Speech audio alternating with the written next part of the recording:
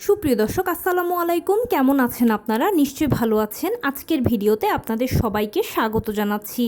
আজকে আমি আপনাদের সাথে খুব ইম্পর্ট্যান্ট একটা টপিক নিয়ে আলোচনা করব, আর সেটা হচ্ছে জরায়ুর মুখ খোলা বা রক্তস্রাব গেলেই যে পেইন আসবে সেটা নয়। তাহলে কখন পেইন আসবে?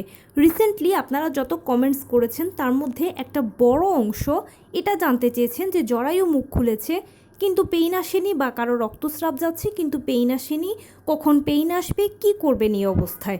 তাহলে চলুন জেনে নেওয়া যাক সব কিছু। বাই দ্য ওয়ে, মূল ভিডিওতে যাওয়ার আগে একটা কথা বলি, আমি আমার চ্যানেলে pregnancy related, specially normal delivery related অনেক ইম্পর্টেন্ট তথ্য ভিডিও আকারে শেয়ার করে থাকি।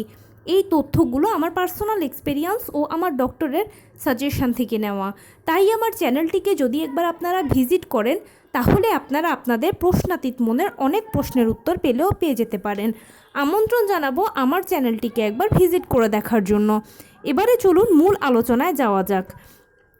আমি শুরুতেই বলেছি আজকে আলোচনা করব রক্তস্রাব গেলে বা জরায়ুর মুখ খুললেই যে পেইন আসবে সেটা নয়। তাহলে কখন পেইন আসবে চলুন জেনে নেওয়া যাক সব কিছু।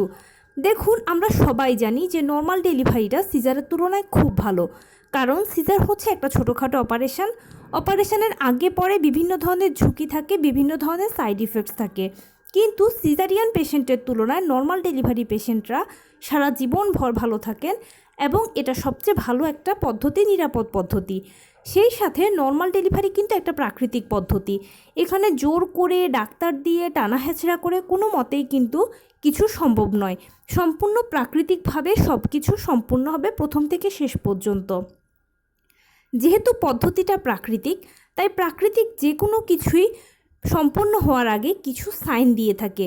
যেমন ধরুন, বৃষ্টি হওয়ার আগে কিন্তু প্রথমে আকাশে ঘন কালো মেঘ হয়, সেই কালো মেঘটা আরও বেশি ঘন হতে হতে একটা সময় বজ্রপাত হয়, তারপরে আস্তে আস্তে হালকা বৃষ্টি, মাঝারি বৃষ্টি, এরপরে ভারী বৃষ্টি হয়।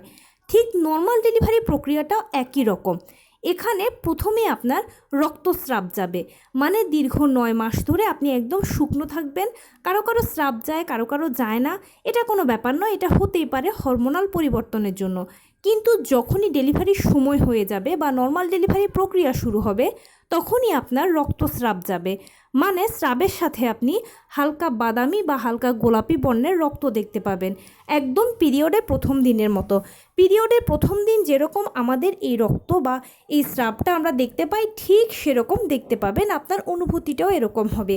এরকমটা দেখা মানে হচ্ছে আপনার জরায়ুর মুখ খুলতে শুরু করেছে, এবং তার পাশাপাশি নর্মাল ডেলিভারি প্রক্রিয়া শুরু হয়ে গেছে। এখন যে পেইন আসবে সেটা নয়, এখন পেইন আসবে না, এটা হলো মাত্র প্রক্রিয়া শুরু হয়েছে, প্রথম ধাপ। এরপরে আস্তে আস্তে করে আপনি দ্বিতীয় ধাপে পৌঁছে যাবেন, আর সঙ্গে সঙ্গেই দ্বিতীয় ধাপে পৌঁছাবেন না, কয়েক ঘন্টা এরকম হতে হতে এরপরে আস্তে আস্তে আপনার পানি ভাঙতে শুরু করবে। এটা হচ্ছে দ্বিতীয় ধাপ।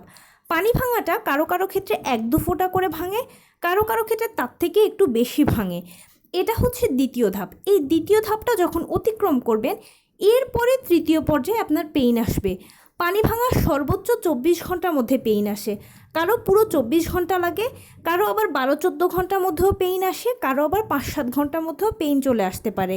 পেইনটা ধরেই আপনার ভারী হবে না, প্রথমে হালকা পেইন হবে, এরপরে পেইনটা আস্তে আস্তে মাঝারি হবে, এরপরে পেইনটা দীর্ঘ হবে বা ভারী হবে।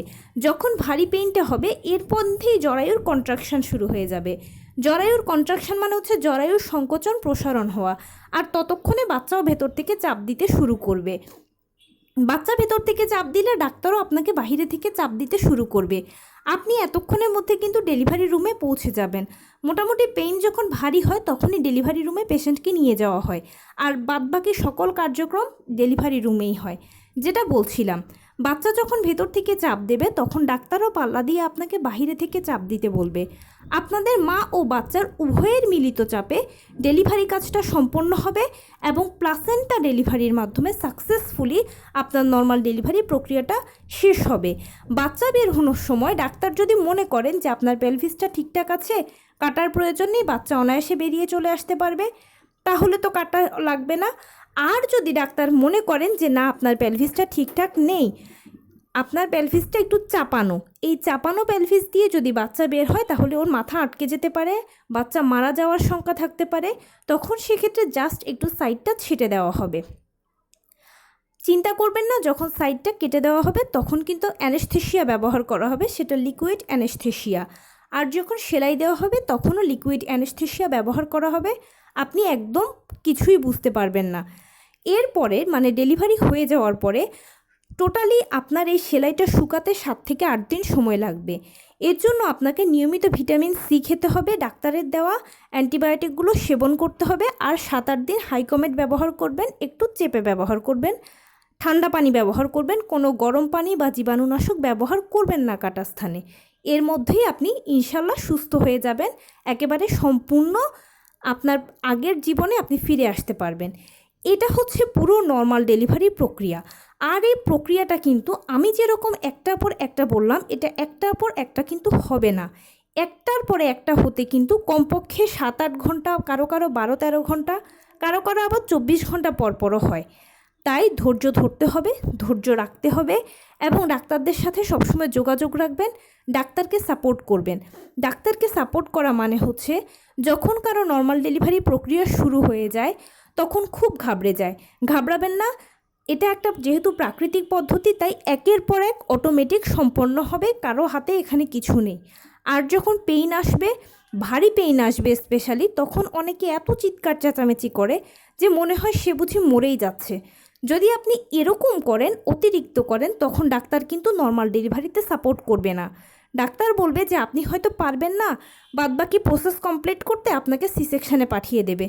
তাই ধৈর্য ধরতে হবে, ধৈর্য রাখতে হবে। সবুরে মেওয়া ফলে ধৈর্যই আপনাকে পারবে সহজে ও সুন্দরভাবে ডেলিভারি প্রক্রিয়া সম্পন্ন করতে। তো এই ছিল আজকের ভিডিও। কেমন লাগলো বলুন? যদি ভালো লেগে থাকে ও হেল্পফুল হয়ে থাকে তাহলে প্লিজ লাইক, কমেন্ট, শেয়ার করতে একদম ভুলবেন না। আর সেই সাথে আমার চ্যানেলটিকে সাবস্ক্রাইব করার বিনীত অনুরোধ রইল। পাশে থাকা বেল আইকনটি ক্লিক করে দেবেন যেন আমি ভিডিও আপলোড করার সাথে সাথে আপনারা নোটিফিকেশান পেয়ে যান। যদি কোনো প্রশ্ন থাকে কমেন্টসে জানাবেন, আমি রিপ্লাই দেব। প্লাস যদি কোনো পরামর্শ থাকে যে কোন বিষয়ের উপরে ভিডিও বানালে আপনারা উপকৃত হবেন সেটাও জানাবেন। আমি আপনাদের পছন্দের সর্বোচ্চ প্রায়োরিটি দেব। ভালো থাকবেন, সুস্থ থাকবেন। আসসালামু আলাইকুম।